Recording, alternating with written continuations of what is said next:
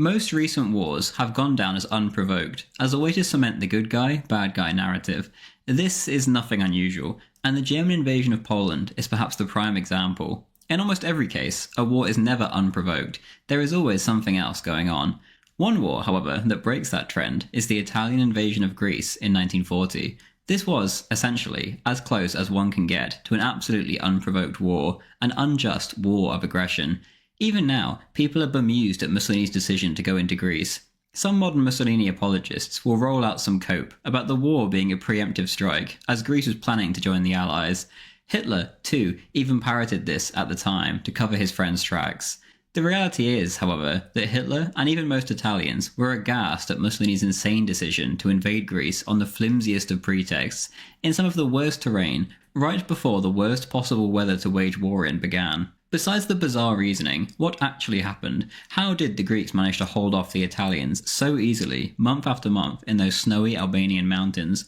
This is the complete history of the Italian invasion of Greece. A couple things before we begin. Firstly, this video is in no way, shape or form political, and is purely a work of history, so please don't overthink it. Thank you.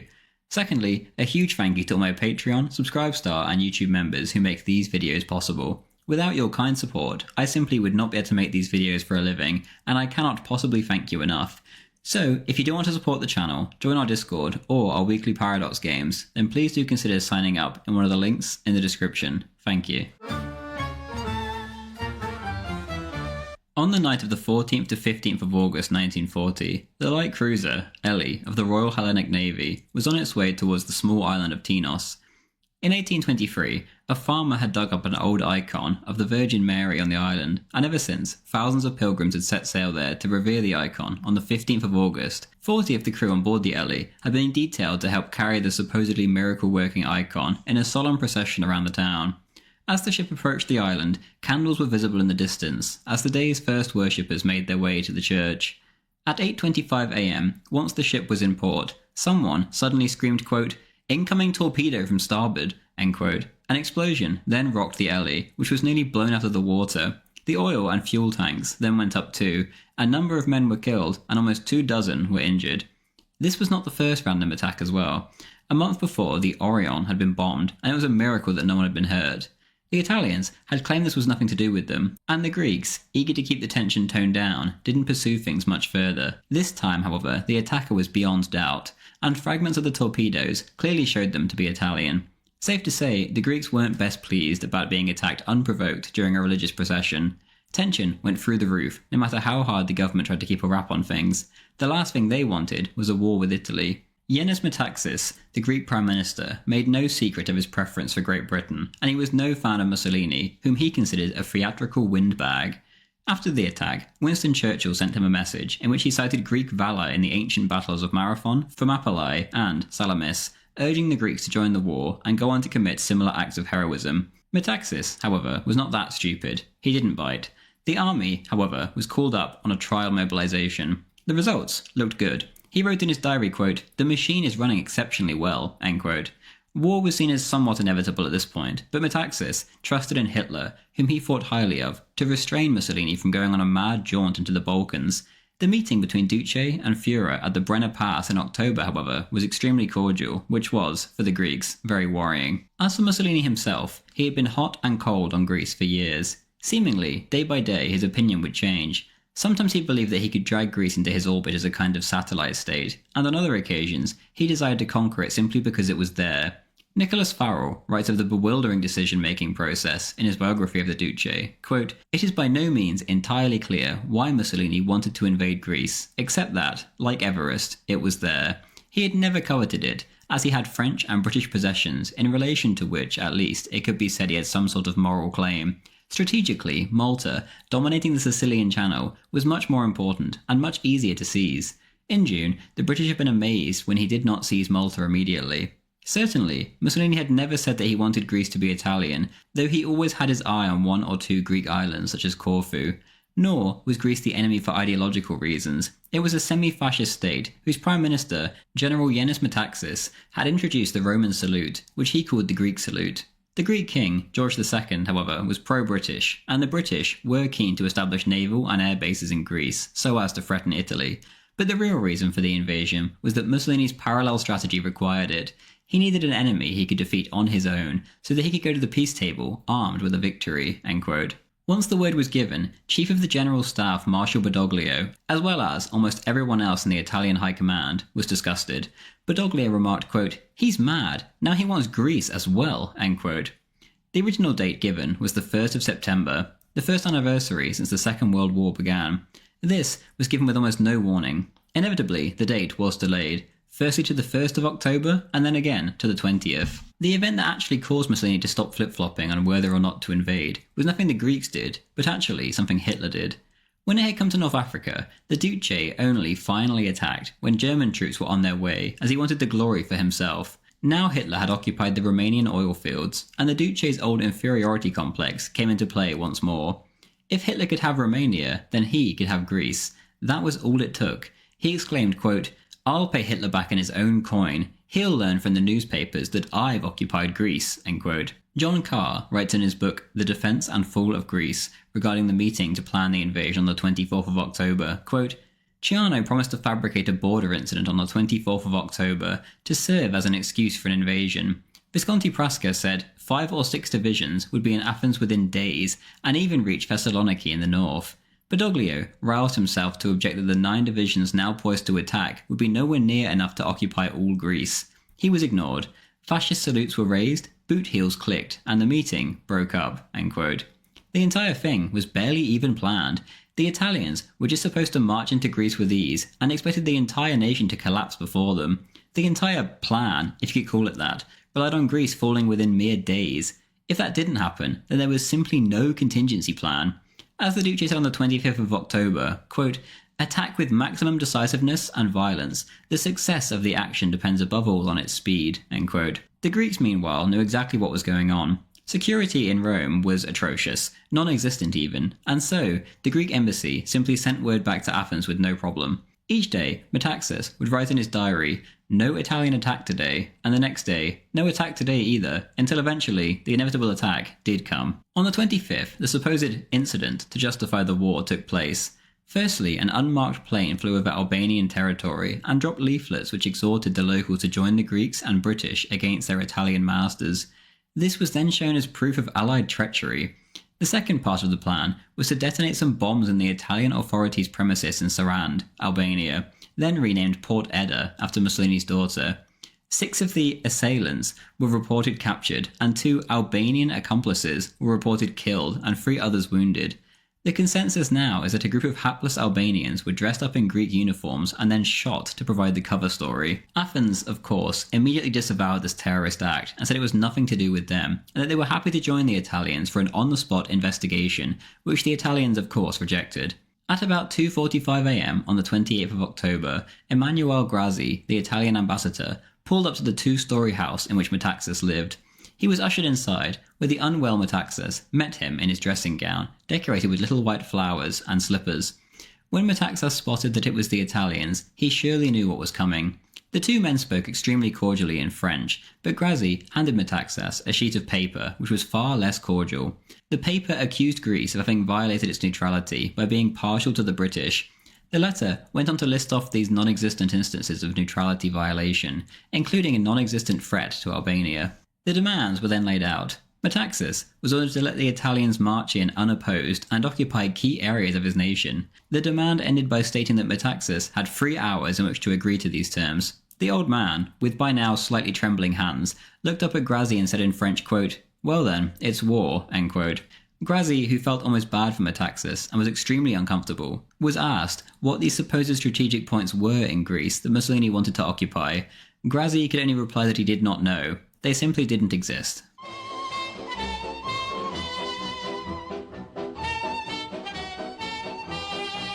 There was no question of Metaxas going back to bed that morning. Almost immediately he got the king up to speed, and got in touch with Admiral Cunningham of the Royal Navy, pleading for help to stop the Italians in case they tried to invade via a landing. Churchill was appealed to for aerial help too. In Metaxas's message, he said, quote, "The war we confront today is solely a war for honour. The outcome of the World War will not be decided in the Balkans," end quote. He was quite right. The Greeks, however, had every intention of fighting for that honour. All across the nation, as if they were one great robotic mass, they quit their jobs by the thousands and swarmed the recruiting offices. Every man wanted to do his patriotic duty. The nation had been completely and utterly united in the face of Italian aggression. Even the left, who hated Metaxas, were willing to get on board. Metaxas promised in his first war directive a proviso that, quote, "No Greek will become richer out of this war," end quote. This was music to working class ears. At 4:30 a.m, Metaxas was at the cabinet's first emergency session. Here he asked for their signatures on the first mobilization order. Quote, "If anyone disagrees, he may resign. I'll sign first," end quote. The old man then crossed himself and put pen to paper, saying, "God save Greece," as he did so. The Italians had by now begun to cross the border. In Athens, meanwhile, the atmosphere was electric. Metaxas and the king took a short drive in an open car, and then, when the crowds were too large, they got out and walked. The duo were then pelted with flowers by girls, and cab drivers threw their arms around them. Metaxas turned to a cabinet minister who was accompanying him and said, quote, "At last, at 70 years old, the time of recognition has come for me. They say the Greeks have always been ungrateful to their politicians since ancient times. I don't buy that," end quote. He was quite right. The fascist dictator had become a national hero overnight. Thousands of left-wingers flocked to the cause, even those who were in confinement, such as the anti-fascist intellectual Candelopoulos, who cabled in and asked to join the war effort, which in this case was granted. Meanwhile on the front, the Italians' only enemy was the weather. The torrential rain had turned the mountain terrain into sludge. The Greeks, meanwhile, had withdrawn to more defensible positions, leaving their border posts empty, with half-eaten food still lying on the tables, and portraits of the king and Metaxas still on the walls. As the Italians marched into the interior, they had expected their armies at 70,000 strong to be numerically superior. The Greeks were reckoned to have around 30,000 on the Albanian border. Italian intelligence, as usual, was horrific. The figure was 10 times greater. General Katsimitros, against orders, chose to defend Kalpaki, a region he considered indispensable. Here, the Italians marched forwards, boasting to local Albanians about how they were going to take coffee that evening in Ioannina, the largest city in Epirus. Things, however, quickly took a turn for the worst. Extremely well-hidden Greek artillery opened up on the Italians and caused absolute mayhem. For the life of them, the Italians simply could not locate these ghost batteries, as they termed them. Blankets were rolled under advancing tanks, and the crews slaughtered. Peasants charged down from the adjacent hills to shout their encouragement in the form of "Hit 'em, Captain, give 'em hell," and the like. The Greek Air Force even got in the action too, successfully bombing the Italian position at Doliana, a few kilometres away from Kalpaki, on the 1st of November. The Italians tried to reply in kind the next day, but pilot officer Marinos Mitralexis made sure this was not the case. He pursued in his fighter, but quickly found himself out of ammo. With no option left, he flew his plane directly into the Italian bomber, which was heading for Epirus. The Italian crew bailed out and were able to land, but were then faced with an angry mob of Greek peasants who sought to lynch them. Mitralexis, however, managed to nurse his plane down next to them and warned the peasants off with his pistol before taking the Italians into captivity. He had become a hero overnight, and thousands of applications to join the Air Force rolled in from those seeking to replicate Mitralexis' heroics. Elsewhere, however, there was no Mitralexis to save the day, and the Italians repeatedly bombed civilian targets at will, pretty much as they had in the Spanish Civil War. Over the battlefields themselves, however, the Regia Aeronautica seemed to be nowhere to be seen. On the 5th of November, the Italians made a nude push towards Kalpaki with the Siena and Ferrara divisions, who were accompanied by about 60 tanks. This too was repulsed. The bogs of the Kalamas River were afterwards strewn with immobilized Fiat tanks. An Italian dispatch from that evening read, quote, "The Greeks, known for their stubbornness and persistence, have since peacetime organised the naturally rough and uneven territory of Epirus with such method and diligence that every rock is an artillery nest, and every cave a defensive bulwark. The Greeks are so fierce in battle that more and stronger means are required to drive them off," end quote. The message, however, did not seem to be received. The invaders seemed to just think that more and better would do the job. On the 7th, the Italians threw wave after wave of men and materiel at the Greeks. All of these attacks, as usual, were repulsed with heavy losses. It was only on the 8th that Visconti Prasca ordered a halt on all offensive operations. The Greeks had won the Battle of Kalpaki. The pain for the Italians only increased. 3 days later, on the 11th, the British bombed the Italian navy at anchor in Taranto, sinking 3 battleships, including the Littorio, the pride of the Italian fleet. John Carr writes of the Italian efforts so far, quote, "The Italians, it must be admitted, had come totally unprepared for the war they were called on to fight. Whipped by sleet and rain from the coast to the Yugoslav border, they marched soaked to the skin, their puttees stiff with ice, and little to eat except dry biscuits that flaked in the humidity and resembled the skin of a leper. Most of the Italians, with perhaps the exception of the hardy Alpini of the Giulia, had not been trained for this. The sands and heat of Libya, where many had been transferred from, had been a very different proposition from the bitter cold and wet of Albania and northern Greece. Many, if not most of the defending Greek conscripts, on the other hand, had grown up in hill country and could skip along the perilous goat tracks with ease. Many were also familiar with firearms from an early age." End quote. All along the line, the story had been much the same as at Kalpaki. Attack after attack was repulsed, losses were heavy, and the Italians were more often than not quick to surrender. Column after column of miserable-looking Italian prisoners trudging into the interior was not an unfamiliar sight. To the horror of the Italian high command, however, the Greeks did not just settle for these defensive victories. As soon as the attacker was repulsed, the attacks were followed up. Hot on the Italian heels every step of the retreat were triumphantly yelling Greek troops and peasants of both sexes alike. The locals had scavenged the weapons and ammo from the vanquished invaders and became an extremely disorganised local militia. Meanwhile, back in Italy, the planners had to do a complete 180. Initially, all planning had rested on essentially just walking into Athens within a few days. Now, however, all-out offence turned to all-out defence.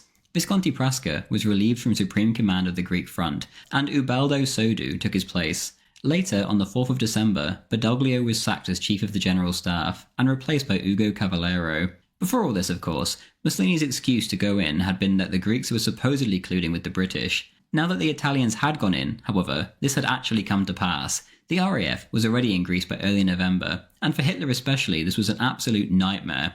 The Ploiest oil fields would now be well within range of British bombers, which could quite easily bring the German war machine to a crashing halt. Mussolini had brought about the very thing that both he and Hitler had sought to avoid. For now, however, the RAF were bombing the Albanian ports. There really wasn't very many of them, and as you can imagine, given that we're talking about Albania, they weren't very big. This was Italy's only means of getting supplies through from the mainland, and the results were, as you can imagine, chaotic. The Italian leadership was essentially horrendous in every conceivable aspect. The men on the ground, despite being led by donkeys, were doing their best. Lieutenant Fontana wrote, quote, "We have to be strong. Events have not been what we enthusiastically expected. We have to remain tough. We need to give time for the new troops arriving from Italy to organise a defence at a line in the rear.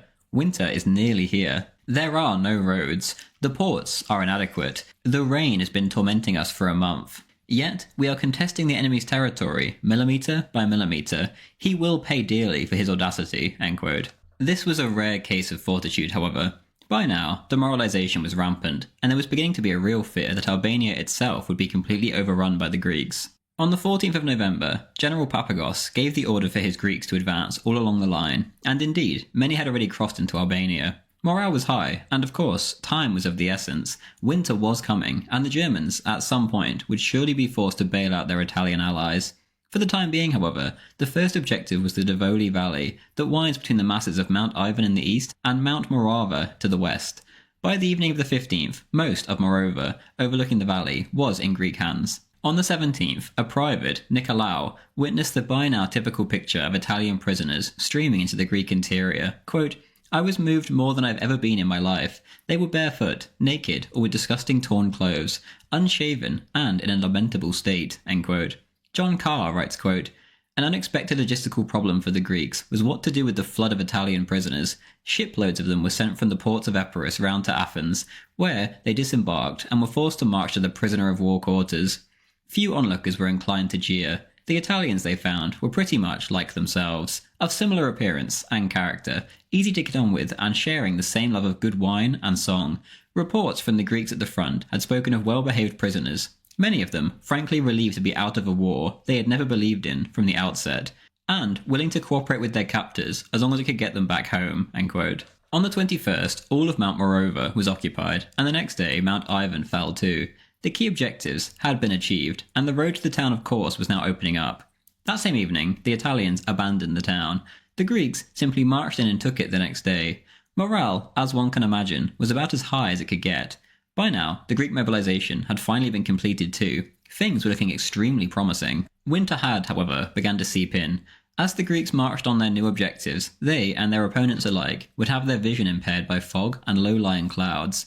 The slaughter, however, only continued. A contingent of Alpini men who were airlifted to Kos Air Base came under deadly shell fire the second they got off their transport planes. Within minutes, 100 of them, by now seriously wounded, were packed back into the planes and sent home. Many barely trained reinforcements were thrown into hellish mountain battles on the Morava slopes to stop the Greek advance, but they were cut down before they could even get off a shot. Morale, or whatever was left of it, collapsed even further. General Geloso lamented, quote, "We have no communications and virtually no transports. I can no longer furnish the front line with the very few mules still available," end quote. He then went on to say that he had, quote, "no reserves worthy of the name," end quote, and that the once proud Siena and Ferrara divisions had been reduced to a, quote, "fistful of men," end quote. The Siena division especially was in dire straits. Many of the men turned to alcoholism to escape reality, and others pillaged Albanian villagers' livestock and food during the retreat. As for the Albanian units themselves, they were suddenly nowhere to be seen as the retreat dragged on. Back in Athens, meanwhile, the church bells rang throughout the capital at the news of Korsa's capture. The inhabitants surged through the streets waving flags and embracing one another.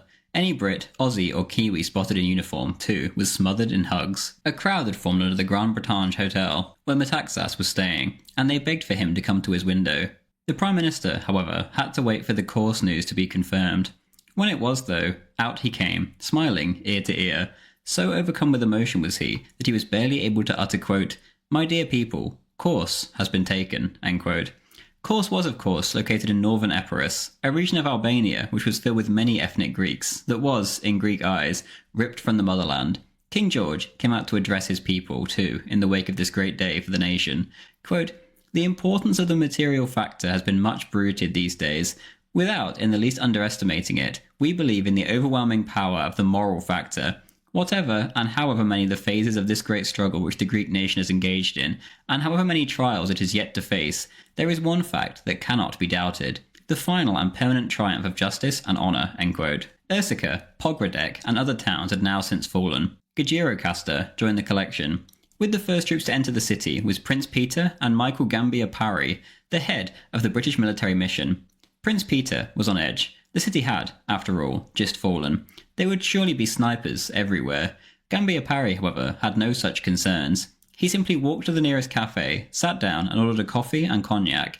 With gunfights still heard from the hills in the background, he finished his drinks before getting back on with the mission. The day prior, too, Sarand had fallen on the left of the front. This key port in Albanian territory now made the Greek war effort immeasurably easier. Men and materiel could now simply go via the coast, rather than the long overland route. As news of defeat after defeat came rolling into his office as the winter weather really began to set in, the Duce raged, quote, "This snow and cold are very good, because, as a result, the pipsqueaks will die, and this mediocre Italian race will be improved," end quote. Dino Alfieri, the Italian ambassador to Germany, was in Italy at the time, and he saw the Duce to discuss the goings-on. Quote, "I found the Duce plunged in the depths of depression. I had never seen him looking so dispirited. His face was pale and drawn, his expression sad and preoccupied.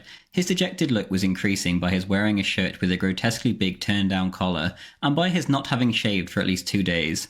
With unaccustomed courtesy and solicitude, showing in itself how distraught he was, because only in the distracted mood would the mask of impassivity he usually assumed in the presence of subordinates desert him. He asked me how I was, and whether I was quite recovered from my illness. He paced slowly around his desk, taking short steps, and, as if developing an idea which dominated his mind, talked of Sodu's telegram, and tried to fathom the reasons that had prompted the general to exaggerate the situation.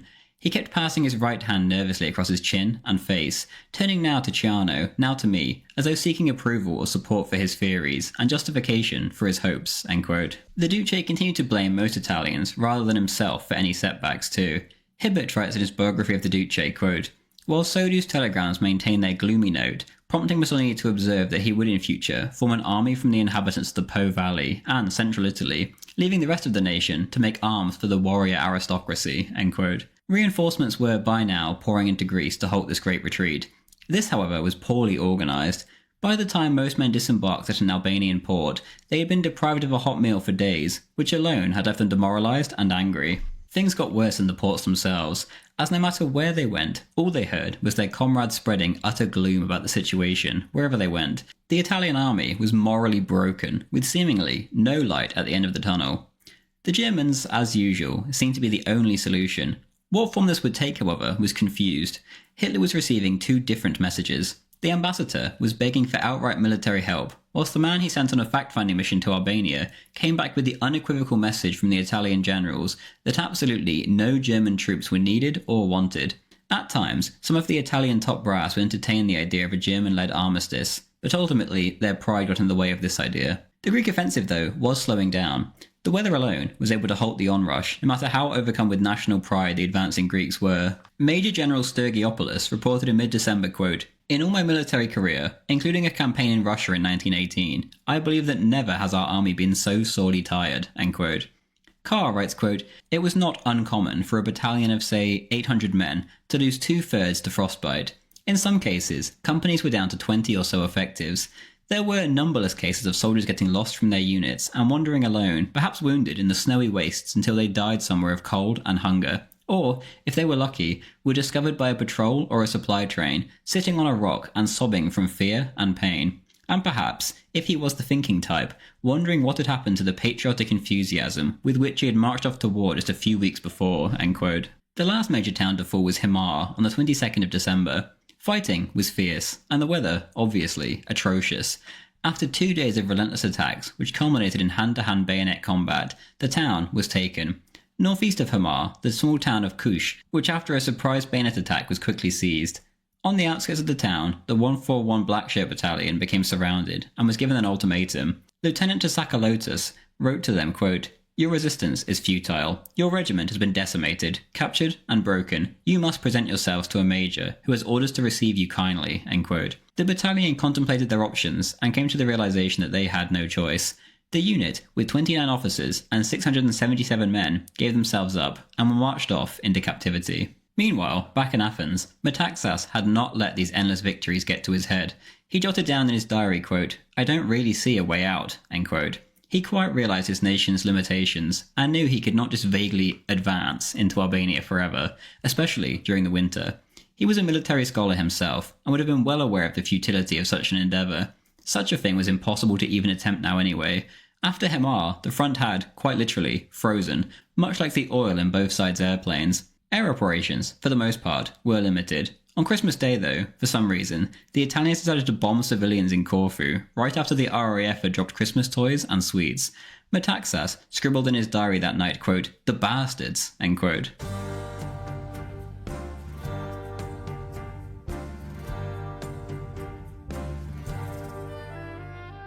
By the end of 1940, the Greek army had 11 infantry divisions, 2 infantry brigades and a cavalry division strung across a front of 180 kilometers from Himar on the coast to Pogradec on the Yugoslav border.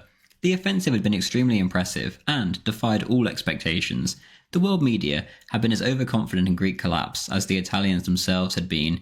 Everyone had been proved wrong. Little Greece had dealt Mussolini's Italian war machine a very bloody nose. The war, however, had not been won. As the weather hardened, so had Italian resolve, and where things went from here was less than clear. The last objective to fall had been Kelsia on the 10th of January. The advance had to hold, there was no other way.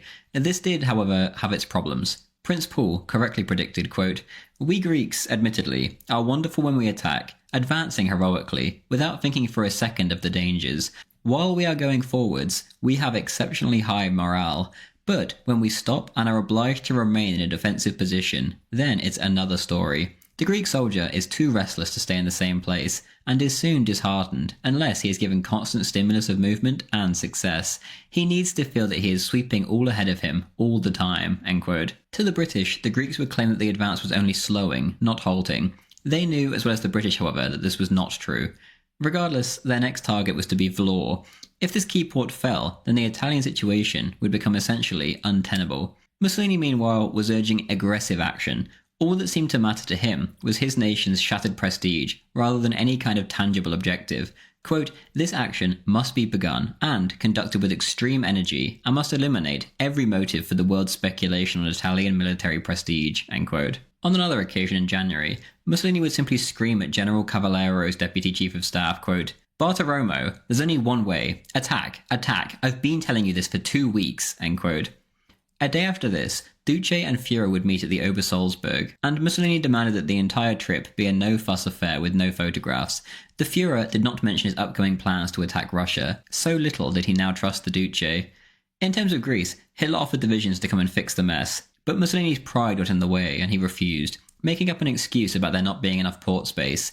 He did, however, agree to German troops being sent to North Africa, effectively marking the moment that Italy became nothing less than a junior partner. Soon afterwards, on the 25th, the Italians launched an offensive to retake Kelsia. A Greek defender noted, quote, "Today we saw our first battle at close quarters, right across from us on the Kelsia peak. In the snow, the Italians made their attack that continued until 2 o'clock. You could see our artillery just mowing them down. The battle is still going on," end quote. For 4 more days, the Italians threw themselves at Kelsia in vain and made no progress. On the 29th, the Greeks attempted a counter in the driving snow, when suddenly news arrived that stunned the army and changed the entire war. Throughout winter, the beloved Metaxas had not been in the best of health.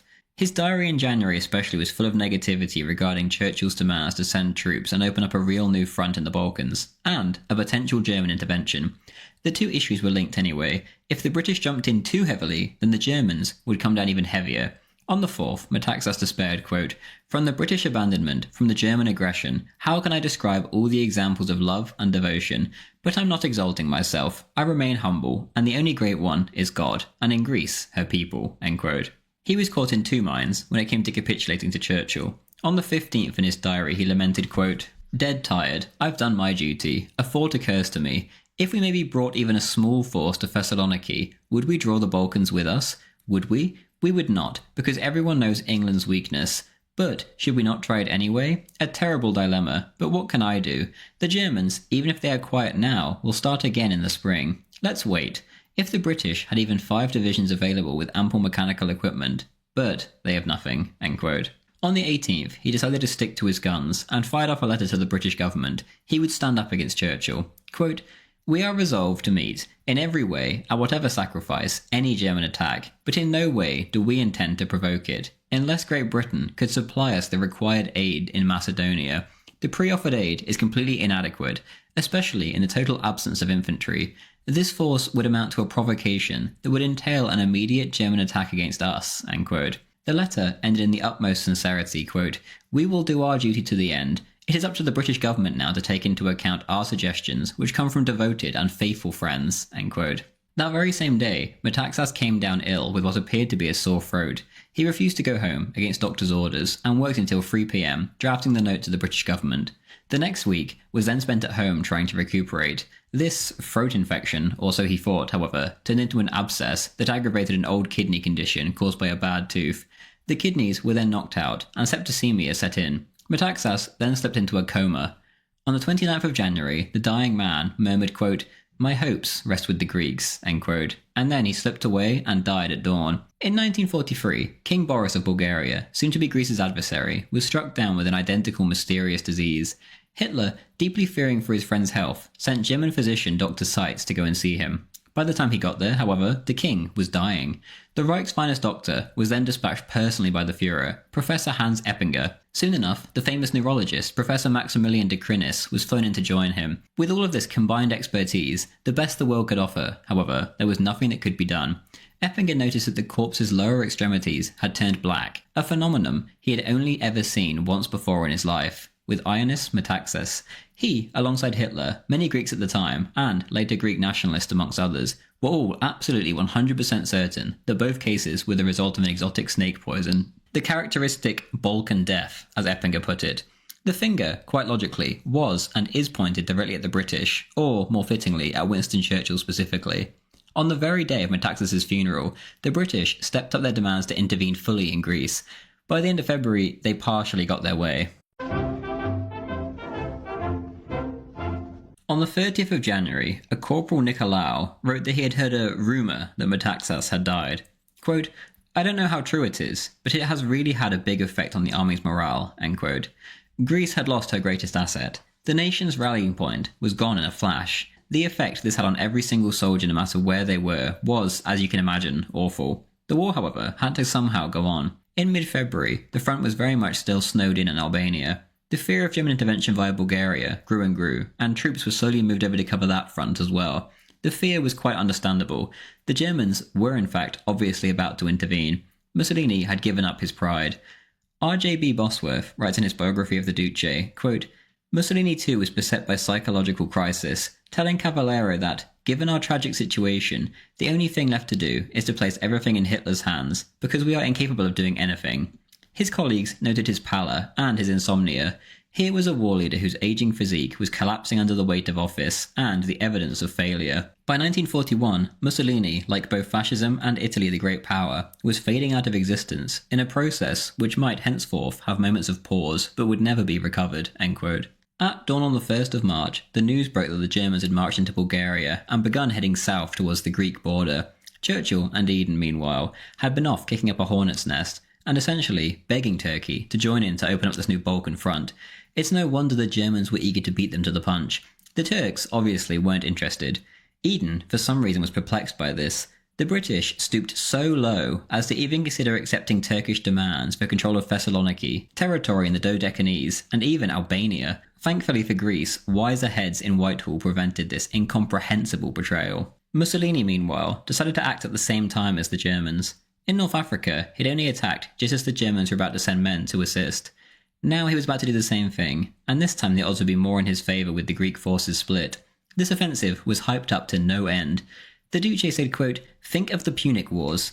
Cannae seemed to have shattered Rome, but at Zama, Rome destroyed Carthage and rubbed it off the map and out of history forever. Our capacity for recovery in the moral and material sectors is simply formidable and constitutes one of the specific characters of our race, end quote. The logic for where to launch this offensive was bizarre. Speaking of General Cavallero, Carr writes, quote, the Greeks, he reasoned, were already expecting a counterattack, and, on the principle that attacks were normally made at the enemy's perceived weakest point, they would expect Carvalho to make a thrust, say in the Corse sector. Instead, he would hit where the Greeks least expected, at the strongest part of their front, where the Second Corps had been making stubborn inroads in the Kelsia sector, and consequently would be fatigued from the effort, end quote. On the 9th of March, Mussolini himself, full of enthusiasm after a few days of touring the front, climbed up to his observation post to personally observe this great offensive. The skies were clear, meaning that the Duce could clearly see what was going on, and that the Regia Aeronautica would have free rein in the skies. Soon enough, 400 Italian guns opened up, firing over 100,000 rounds towards the Greek positions, smashing into mountainsides and obliterating villages and monasteries. Then came the Regia Aeronautica with their fighters and bombers. The sheer scale of the Italian attack against such a numerically inferior and ill-equipped foe must have made victory seem inevitable. When the barrage finally ended, the Greeks lifted their heads to see waves of Italian infantry surging towards key strategic peaks, hills 717 and 731. These enthusiastic young men, who imagined themselves to be running into an easy victory, however, were swiftly cut down in droves. Instead of dampening Greek resolve, the overwhelming odds had only fired them up to hold out until the last. After another near-suicidal charge, Hill 717 was secured for the Italians, lost again, and then regained again at around midday. Hill 731, however, held out all day long, despite nearly 10 attempts to seize it. None of these achieved anything, except increasing the piles of Italian dead littering the hillside. Mussolini knew as well as anyone where this whole ordeal was going. He said as the offensive began to falter, quote, if the offensive doesn't succeed within the first 2 or 3 hours, then it won't succeed at all, end quote. On the following morning, the Greeks were greeted with one of the heaviest saturation bombardments of the entire war. The generals were absolutely desperate to make a good impression on the Duce, and all the stops were pulled out to seize this hill. A few hours later, the Italians made their way up the hill to find the Greeks thoroughly battered, but nonetheless they held firm and repelled this assault too, often at bayonet point. An hour later, the Italians were made to retreat. At midday they tried again, and came extremely close to seizing their objective, and yet the Greeks simply would not give up. Once again, they were repelled. At 6 p.m, once again, an attempt was made. Nothing came of it. Major General George Bacchus issued this order of the day to his men, quote, soldiers of the 1st Division, since yesterday, all the desperate attempts by the enemy have shattered against your steady heroism. 3 fresh enemy divisions broke against your lines of steel in the past 2 days. I am proud to command such heroes. The country bows in tribute to you. This message is to reach to the last private of the division, end quote. The next day was the same as the last. This time, 500 Italians of the Cagliari division raised white handkerchiefs and surrendered. The entire ordeal was madness. Carr writes, quote, Cavallero seems to have had no other idea than to repeatedly feed his men in serried ranks into the Greek artillery and machine gun nests.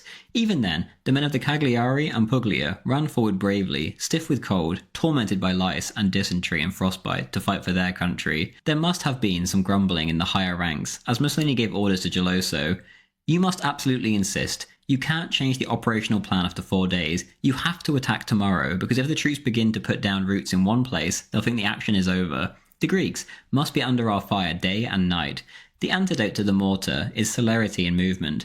A military victory is absolutely essential to the prestige of the Italian army before the end of the month, end quote. For the Greeks, the battle was just as important. Morale was not what it had once been. There was no more Metaxas, and the steady flow of injured men into Athens was taking its toll on the public mood.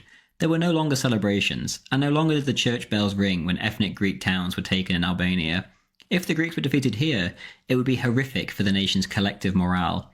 As the days passed, Mussolini ordered attack after attack, stressing that speed meant everything, and that the faster they took the hill, then the fewer losses they would take. This curious logic led to suicidal attack after suicidal attack, being led into the sights of pre-prepared killing zones for the Greek machine guns. Soon enough, the Italians, in Soviet fashion, had to set up machine gun detachments in the rear to discourage stragglers. By the 15th of March, 17 attempts were made on the hill. The Italian losses were absolutely horrifying, and yet the Duce stomped on any dissenting voices. The head-on attack must continue, he demanded. In reality, however, it could not. After a week, the entire spring offensive had essentially petered out. The Italians had gained nothing, and lost thousands of men for no reason.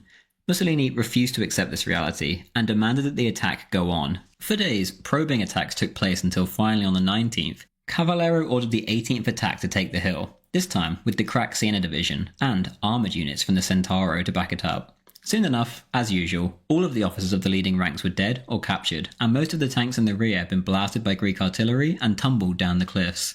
Casualties by this point overall in the offensive was around 12,000 men. On the 22nd of March, 3 Italian army chaplains, a medical officer, and a team of stretcher bearers approached the Greek lines with a white flag. Here, they begged for a temporary ceasefire to collect their wounded. The Greeks counter-proposed, suggesting a general ceasefire all along the front. The Italians, their pride getting in the way, rejected it. Twice more the Siena charged the hill, once at midnight on the 24th, and then again 3 hours later. The result was the same as always. Cavallero finally had to admit defeat.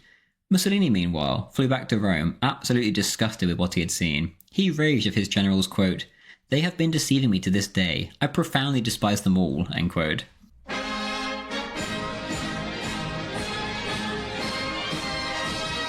Mussolini's great fear had now been realised. The Germans, waiting in Bulgaria, would be the ones to steal all the glory and conquer Greece. On the 27th of March, a pro-Allied coup took place in Yugoslavia, and the new government, led by Prince Peter, called a general mobilization 2 days later.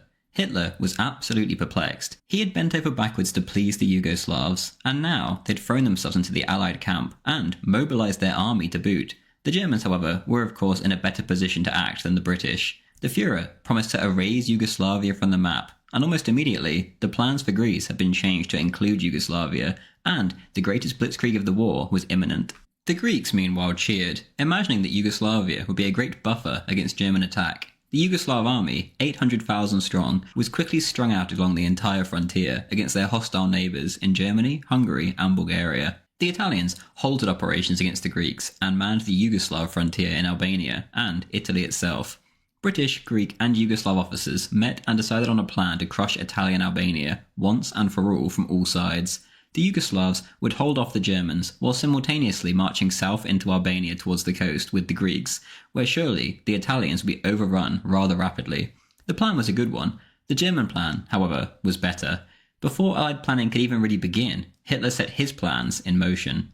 The British, meanwhile, had begun moving troops in at the start of March. Metaxas had been right about the woefully inadequate contribution Churchill had constantly proposed. It was nothing but a provocation to the Germans. Carr writes, quote, "The German 12th Army of Field Marshal Wilhelm List, massed just inside the border in Bulgaria, comprised 5 armoured panzer, 2 motorized and 3 light mounted divisions, and 3 SS regiments of the all-Nazi Adolf Hitler Division, not to mention an overpowering Luftwaffe. In terms of sheer firepower, List could bring more than 1,900 heavy tanks against Wilson's 176, nearly 1,100 artillery pieces against 427, and 1,549 anti-aircraft guns against 228.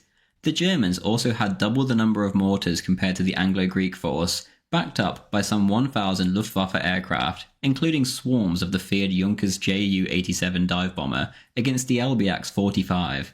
Against this juggernaut, Wilson could field 2.5 full divisions, plus the Greek contingent, numbering just under 60,000 men, of whom perhaps 35,000 were frontline troops." End quote. Early on the 6th of April, the inevitable phone call came to the Greek Prime Minister, Korizis.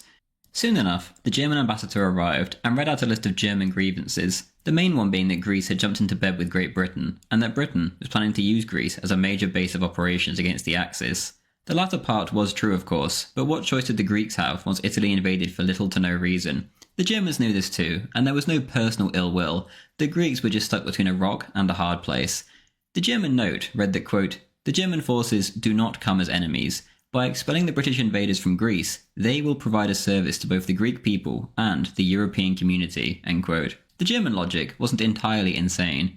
With a bit of tinkering, the situation could be displayed as one in which the British were the real invaders, given that Metaxas had staunchly resisted the British troops arriving until he was almost certainly poisoned. The Germans, meanwhile, had poured into Yugoslavia and across the Greek frontier.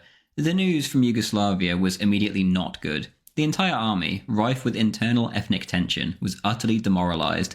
The Germans were facing little to no resistance. It was a complete collapse. The Greeks, meanwhile, manned the Metaxas line. The line would almost certainly have been able to stop the Bulgarian army, which was, after all, the reason it existed. This was not the primitive Bulgarian army, however. This was the most advanced fighting force on the planet. Still, despite the Greeks in this region being poorly equipped, they were willing to put up an honourable resistance, especially at the mountain fort of REUPLOAD, towards the east of the Metaxas line, and located directly in the line of advance for the Germans' main thrust into Greece. At 6 AM on the 6th, the first day of the invasion, REUPLOAD was bombed to pieces by artillery and dive bombers alike. The Luftwaffe ruled the skies, with only the fort's single anti-aircraft gun able to offer any kind of response, alongside any soldier crazy enough to fire his rifle at the swooping planes. Pieces of the fort were beginning to chip off, and the smoke from the sheer amount of bombs impaired any kind of visibility. When the smoke cleared, however, 18 German assault boats full of troops and guns were spotted floating down the river towards the fort. Submerged nets in the water caught the first of these boats, and the occupants were cut down or drowned. 2 entire German battalions then managed to get within 600 feet of the fort, but were virtually annihilated. The Germans, like the Italians before them, just seemed to come in endless suicidal waves. The Greeks would let them advance, and then, once they were into the arranged kill zones, withering machine gun fire would slaughter them. After this initial success, some Greeks got cocky and exposed themselves to get a better view of the carnage. A few were picked off in this fashion, and in this situation, every man counted. By 11 AM, however, the bulk of the German attackers were pinned down and began to rally for another crack at the fort. Some Germans, albeit with heavy casualties, managed to get behind the fort and seize the village of Clyde. Any attempt to take a nearby hill, however, was repulsed, and some Germans were taken prisoner. Later in the afternoon, the Stukas arrived again, but the Greeks, unlike the French according to one observer, held their nerve against this terrifying foe and opened up with the anti-aircraft gun, taking down 3 of the noisy dive bombers in the process. After this, there was no fewer than 10 German infantry surges, all of which were repelled with horrifying losses. At day's end, the Greeks had lost 22 dead and 36 wounded out of a total of 950 men.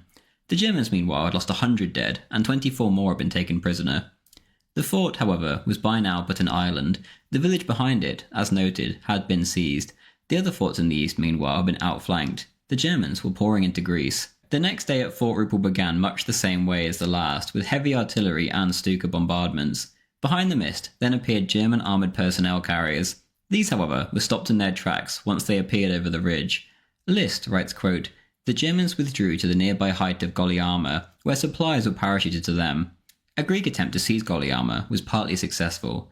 List concluded that frontal assaults were too costly, and instead ordered that select infantry units infiltrate the defiles between Fort REUPLOAD and its adjacent outposts and turn their positions. These detachments came under a withering crossfire from the defenders. German corpses piled up in front of the Greek pillboxes. Yet still they kept coming with dogged determination, managing in the end to hoist the swastika on the neighbouring height of Karakatok. Hardly had they time to rest, then the Greeks counterattacked with the kind of furious bayonet charge they had perfected against the Italians, and drove the shocked Germans from Karakatok with some loss, and captured the swastika for good measure." End quote. The endless attacks continued, and the Germans updated their tactics instead, bombing the outlying Greek artillery batteries and picking them off one by one. On the 7th, the Yugoslav front collapsed, and the entire western flank of the Metaxas line was turned. On the 8th, the attack on Fort Rupel continued in the by now typical suicidal fashion. The German dead piled up, but by sheer weight of numbers, the rear of the fort was essentially swamped. The Greeks continued to fight bravely and held to General Bakalopoulos' no-surrender order. Bakopoulos, however, had second thoughts himself. He sent a message through the lines proposing a ceasefire right along the line, and the right for the Greeks to retain their weapons. List accepted, so that the weapons aspect would have to be settled by negotiations. Thus, the front was effectively paralysed, and many Greeks had no idea what was going on. The Germans simply marched ever forwards, with little to no resistance. At Fort Rupel, meanwhile, the Germans now saw this objective as a matter of honour, and attacked all morning with brave but in the end futile charges. At 3 p.m, the attack suddenly ceased, and the Greeks almost couldn't believe it when they saw the panzers retreating. 2 hours later, a German vehicle arrived at the fort's main entrance with a white flag. The occupants of Fort Rupel were informed of the ceasefire and the capture of Thessaloniki. Resistance would be futile, the Germans said. Major Durazos could only reply, quote, "Forts are not surrendered, they are taken," end quote. The Germans said they weren't lying about the ceasefire, but gave Durazos until the morning to think it over. Durazos got in touch with headquarters and confirmed the news. There were further positive developments too. In honour of the Greeks' brave military performance in Albania, and thanks to Hitler's immense soft spot for Greek civilization, the captured Greeks were to be simply released after surrendering. All they had to do was surrender their weapons. No one would be sent to concentration camps. Officers would even be allowed to keep their sidearms, a truly honourable arrangement that the Greeks simply couldn't turn down. Durazos agreed to give up the fort. At 10 a.m. on the 10th, a German officer appeared to take over the fort. He clicked his heels and said that he had a message from his commander that, quote, "It was the Germans' honour and pride to have such adversaries," end quote. The Greek flag was left flying on the fort for now, and Durazos was then taken on a ceremonial inspection of a German honour guard before leaving with his men. Carr writes, quote, "As a reflection on the Teutonic way of thinking, the commanding officer of the decimated 125th Regiment asked who had been the officer whose guns had wrought such destruction on his unit. A young Greek second lieutenant of artillery was brought before him. The colonel stood to attention and pointed to a corpse-strewn slope. 'That is your doing,' the colonel said, with no trace of menace or even regret in his voice. 'In half an hour, you knocked 400 men out of action. Congratulations.' The colonel squeezed the nonplussed second lieutenant's hand. As the Greek contingent was marching away from the fort, a German platoon passed him going the other way and stepped into parade march as a sign of respect. Then the sound of a bugle pierced the air. The Greek flag on Fort Rupel came down, and the swastika went up." End quote. The Germans, in the end, had lost 300 dead at Fort Rupel. By now, all along the rest of the front, however, the Greek army was in disarray and disintegrating. The Germans would find fleeing Greek units and then simply disarm them and let them go. They knew they were no danger to the German blitzkrieg. Back in Athens, there was pandemonium. Everyone knew what was to come, but only a few would admit it. One who saw the writing on the wall, however, was Prime Minister Korizis, who begged the king to let him resign. The king refused. In response, the Prime Minister promptly went home, locked himself in the bathroom, and blew his head off. Churchill, meanwhile, knew his plan had failed, and promptly attempted to get his troops out of there. All that was needed was a face-saving sign of Greek approval for such an action. With a bit of persuasion and trickery, this was achieved, and King George officially gave the British permission to leave the country, and they wasted no time in doing so, albeit in chaotic fashion, in which 3,000 men were killed, half of whom were British, a quarter Australian, and a quarter New Zealander. Half of the latter were Maoris. Churchill had led the Anzacs into another ridiculous Gallipoli. Around 8,000 British Empire troops were taken prisoner too. Mussolini, meanwhile, was behaving like an absolute buffoon, and infuriating both German and Greek alike, by demanding that all 200,000 Greek troops in Albania be taken captive by the Italians, not freed like the rest of the Greek army facing the Germans. This was childish in the extreme. The Germans tried to prevent this in their ceasefire terms, quote, "Solakoglu and Dietrich signed the ceasefire protocol between the valiant German army and the valiant Greek army in the village of Vonossi that morning. The protocol stipulated that all hostilities between the Greeks and Germans cease as of 6 p.m. that day, that German forces would move to position themselves between Greek and Italian units in Albania, that Greek forces pull back to the Greek frontier within 10 days, and that the men of the Epirus and West Macedonia army departments be demobilized and sent home, the officers being allowed to keep their firearms, end quote. At this, Mussolini threw an absolute fit and demanded that Hitler make a new armistice in which the Italians were taken into account. Almost as soon as the ink was dry on the previous agreement, Tosalogoglu was given a new one in which Greek non-prisoner status was removed, and in which the Italian Field Command Authority was allowed to decide on a ceasefire on its front. The Greeks were absolutely furious and quite rightly protested. Tosalogoglu, however, was made to sign, as he said, quote, compulsorily as a prisoner of war and not of my free volition, end quote. Things got worse. Amazingly, Mussolini then ordered a, quote, penetration without delay in all directions as deep as possible into Greek territory, end quote. This sudden offensive was absolutely comical. The Greeks, who were thoroughly demoralized and had essentially already surrendered, held their ground and inflicted heavy casualties on the Italians. The Germans had to jump into the rescue and rush through a draft of the surrender terms to Rome. One of the terms was that Greek officers be allowed to keep their swords and daggers. At this, Mussolini went ballistic and refused. On this matter, however, the Germans were adamant. There was a genuine deep respect for both the Greek past and the Greek present. Mussolini was forced to accept this term. Amazingly, Mussolini was granted both the Greek and Yugoslav navies, much to Admiral Rader's disgust.